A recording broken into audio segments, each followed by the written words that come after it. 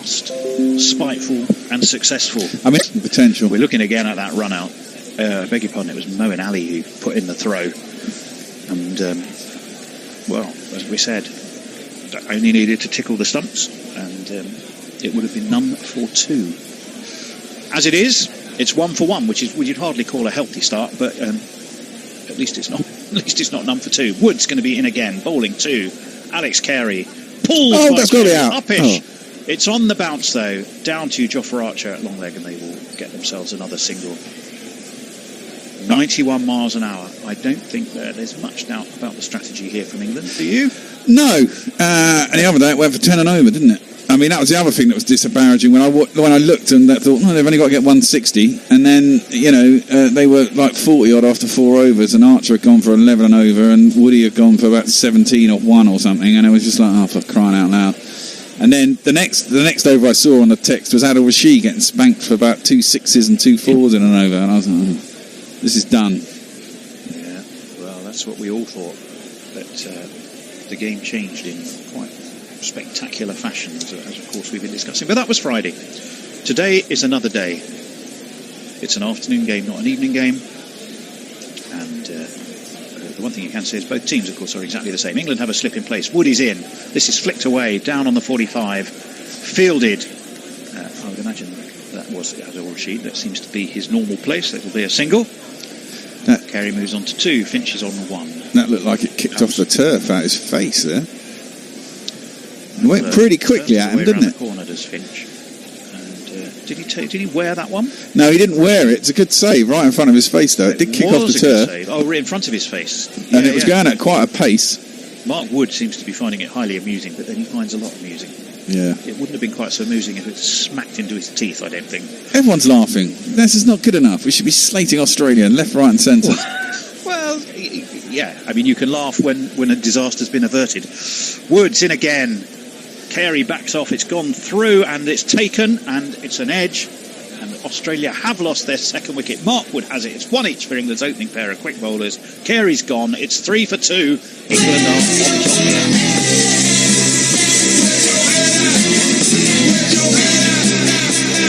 Well, that's just poor, isn't it? He's tried to give himself some room.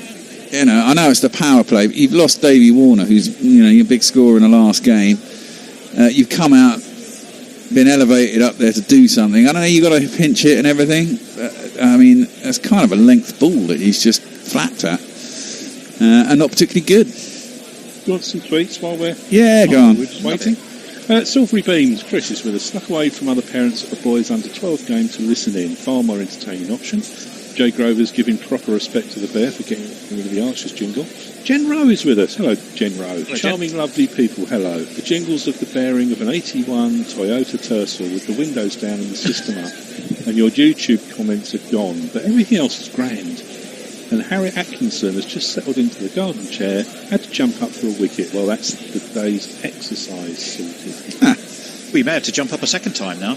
If England keep this up, you'll be up and down like, I don't know. Let's keep it Up and down like a thing that goes up and down.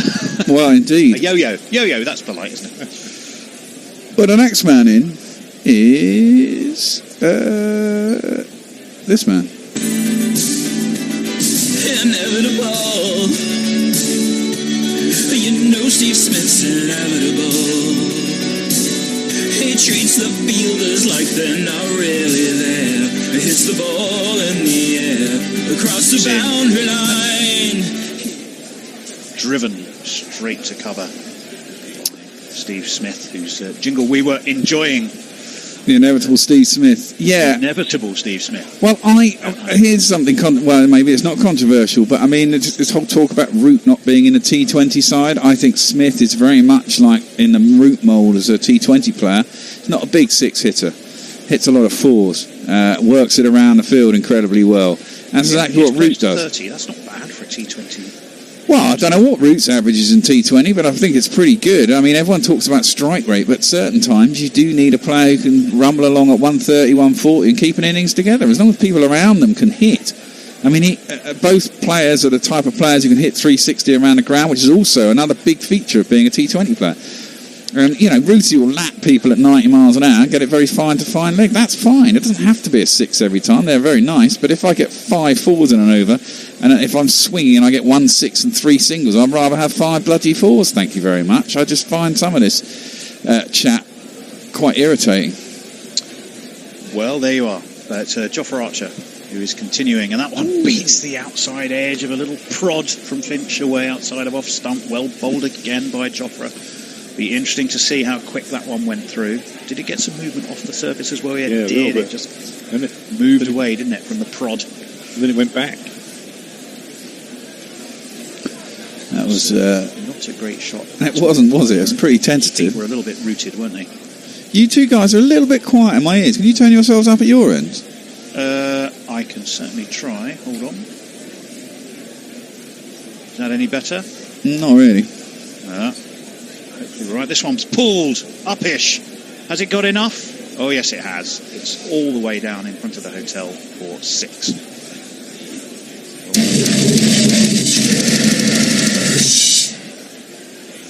9 for 2, Australia. I think it's whatever you're listening to us on, Bear. We're getting messages to say everything else is tickety-boo. That one was picked up absolutely superbly. Just that little bit shorter, a little bit more time for Finch, and he was on it like a flash. Archer's in again. That one beats the outside edge again. Well, mixed over this has been. One that beat him all ends up. One that was caned for 6 over square leg, and then another one that jagged away and beat Finch all ends up. Well, it's been an all-action 3 balls. It's been an all-action start. 2 wickets down, 9 on the board. 1 6, and Aaron Finch seems to be enjoying the cut and thrust of this, Nestlers. Yeah, my microphone's on full volume. Okay. This is a fantastic start by England. 9 for 2. Could have been more. Archer's in from that pavilion end, and this one is the bat's dropped on its away to point, slightly backward point. So another single. Actually, I'm not sure, did they take a single there? They should have done. I'm surprised. No, perhaps they didn't. They didn't. Finch stays on strike. I couldn't play with all that gold. It looks like he's got more. Is he? Nah, it's the same chain. Is he wearing Jordans as well? I thought he looks like he's added an extra chain since Friday night. He's flapping up. Doesn't seem to be slowing him down though. The slip is in place. This one and takes the pad. It was out going down leg. It was really Finch was sort of flailing at that rather than laying a bat on it. Pops up in the air, but it was off the pad. Again, there's no run. Jofra has got his tail right up here. That wicket clearly a contributing factor. Australia not put to the sword, but they're having to have their wits about them. There is absolutely no question of that. And this England attack, we've been waiting to see the gun pace attack really start to boom, and it looks like it might be doing it today. Archer turns, his chains are jangling, and he's in, and this one onto his toes goes Finch, drops it into the onside. They run another quick single, and again that was no small element of risk. Morgan it was that time who got in the throw. Again, I have a feeling that was gone if it had hit there. I thought it did hit, and I thought he was in. I think. Right side of me, but you're looking at an enormous TV screen. Yeah, I kind of get the feeling. People on Cricket Tracker. Please do. Robert Stocker says, "Come on, England." MD Boran Uddin Mahin says, "Wow." Ashkan Ahmed says, "Come on, England." Azmet Ullah says, "England is when." Nikal is when? WEN. Nikal Adita Ram Alamaseti says, "Waiting for the pinch hitting from Finch." And Shamsuddin Shazad Stal Tawari. Sounds like he's half Italian. Australia favourite. Wayne Cool says Hurricane Archer all the way. Wood again. Away to cover. No run by Finch. 91 miles an hour. Yeah, I don't think there is any question of pace off here. I think this is all about make them hop. Wood has bitten the dust. Not for the first time in his career, and I'm sure not the last. He was so keen to put that little extra ounce of effort into that, he flung himself off his feet. One day he's going to do himself a serious damage doing that, but it looks like it's not today. I think he's already done it several times. Yeah, well, he has. He's in again. That one has Finch onto the back foot, right in stump, probably about 3/4 of the way up middle stump if he hadn't laid a bat on that. He was down again then. Yeah, he's.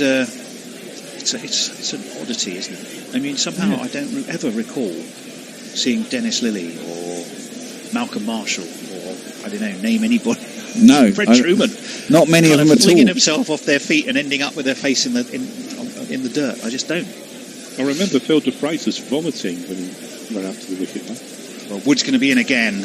Let's see if he can stay on his feet this time. That's wide and outside of off stump and edged past the slip. There's a man at third man, but he's not going to get there, and it's slightly edgy, but nonetheless effective 4 from Aaron Finch. It's me, says she. It's me, says she. I'll take that back, actually. Maybe it was, but I think he was looking for the drive, wasn't he? He was looking for the drive through extra cover, and he ended up. Well, David Warner's on the exercise bike now, which he could probably stay there until Australia bat, because he hasn't spent a lot of time at the crease. Next to him, Justin Lang, and beyond him, the much discussed Marcus Stoinis. This one is cut away, but straight to cover, and it's not a catch, surely. No. I was going to say, my heart was in my mouth then, from an Australian perspective. It was very uppish and just fell short. Of that cover fielder. Wow. That was probably 2-3 inches short. Certainly didn't have control over it. Catch it, you silly wonker. 14 for 2. We're in the fourth over. 2 deliveries left of that. It's being bowled by champion, the Wonder Horse, AK Mark Wood. That one is inside edged. Again, Finch was looking for the cover drive and he ended up with one that went to long leg. But it beat the man on the 45 and smacked its way into the boundary sponge for one of these. 1, 2, 3, 4. It could also have rearranged his furniture on the way through, to be honest. Mark Wood is running his fingers through his mane, and he might as well do that, because it's gone for 4. It could easily have been 3 down for Australia. But it wasn't. And Australia have moved on to 18 for 2. They will be glad to have ridden their luck. That's the second time today you could say they've done that. Well, yeah. Count that run out as the first one. And looking at that, 67% of the balls have been over 90 miles an hour so far. Yep. Wood again from the hotel end. That one is away past cover. Abdul Rashid is chasing after it for all he's worth. And they will get a single. 2 actually. 24-2. It's the end of that over. 4 overs gone. Nestlers. Grits and Grats is with us, says, wondering if I'm in space to retrieve Butler's suspected 6s. Joe Grover wants to know if there's anything we need from the shop. Abby Nair, question for Australia. Are you England in disguise? Blue Vanga. For that. I've never heard of Blue Vanga before. I'm expecting you gentlemen to produce another exciting game today like the last one. So We'll do our very best. Where are you from, Blue Vanga? Well, I was just about to tell you, so I can stay glued to my phone like I did last week while negotiating the cricket wilderness in southern Utah. Wow. Southern Utah. Wow, fantastic. Monument Valley's in Utah, isn't it? Am I right? Yeah. Geographically? Thought so. Yeah. I've been to Monument Valley. It is absolutely incredible. And of course Trump wants his on the fucking thing as well, doesn't he? Anyway. Change of bowling, Bear. Yep, I got that. It's